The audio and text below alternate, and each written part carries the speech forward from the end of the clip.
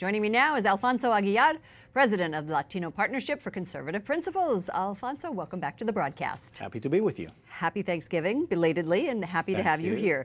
Homeland Security Secretary Kirstjen Nielsen she seemed to defend yesterday's use of tear gas. Did the events of this weekend bolster the administration's claim that the 5,800 additional National Guard troops that were sent to the border before the election and are now coming home needed to go to the border?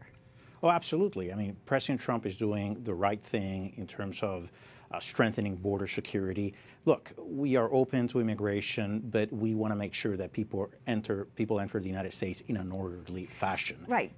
But we've seen tear gas now. We've seen family separation, neither of which the Trump administration campaigned on. And so far, the wall can't get through a Republican-dominated Congress. So what is Plan B?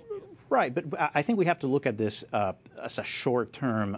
We have to look at what short-term measures we can put in place to deal with this immediate situation. And it's sad that it came to using tear gas, but at the same time, that's a standard operating procedure for the police when you're dealing with mobs. So the problem here is not so much Trump, and I think we're paying way too much attention to President Trump. I think Democrats are politicizing this issue.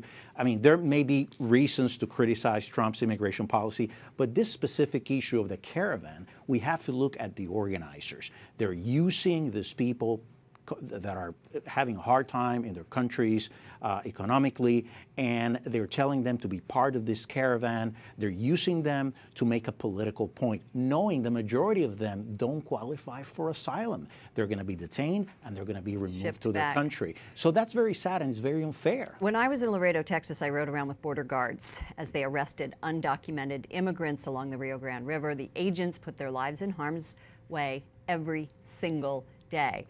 It's a lose-lose proposition. Agents told me the wall is the answer. As you say, politically, it can't get through Congress.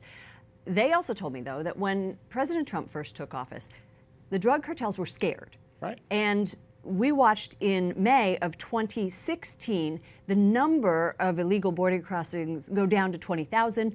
A year later, they were back up to 52,000. So is that stick approach working when it comes to immigration? Well, I think so. I mean, you can't see it from one year to the other. You have to look at the last, say, 20 years.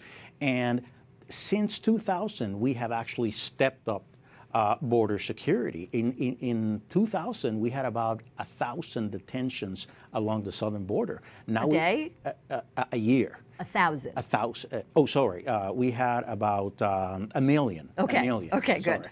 A million. Now we have a year of over 440,000. It's a considerable reduction. It's going down, but it's still a very large number. And that's why we need to expand the wall system and use other assets, including drones, sensors, and so forth. Which they do use. I saw that they were extremely effective in the border crossing, the Border Patrol trying to capture people coming in illegally. This brings us to your point that you tweeted that this incident that happened over the weekend is history repeating itself. Exactly. Tell us about that. Well, during the 80s, we had hundreds of people, regularly, families, rushing into the border. That led President Clinton to build the first section of our wall system along the border with Tijuana, and it worked. It was an initial 22 miles. So it was under a Democratic president when we started building a wall system. And that's why, I mean, then we expanded it under the Bush administration across the Yuma sector in Arizona.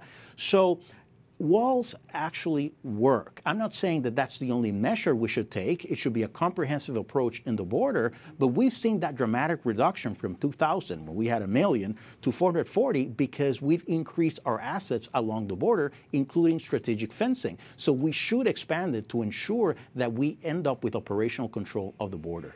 I think your critics would say that it must be done compassionately and it must be done in a way that doesn't hurt the dignity of the person. And we have to go. I would love to hear your response to that, maybe off air. Alfonso Aguilar, president of the Latino Partnership for Conservative Principles, thank you very much.